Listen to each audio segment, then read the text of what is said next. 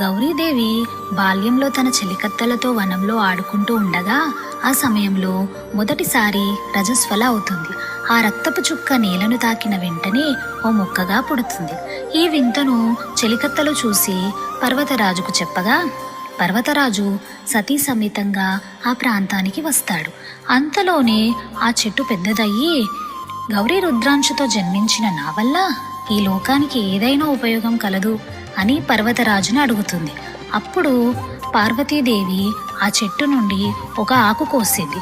కోసిన వెంటనే పార్వతీదేవి అనగా గౌరీదేవి వేళ్ళంతా ఎర్రబడిపోతాయి.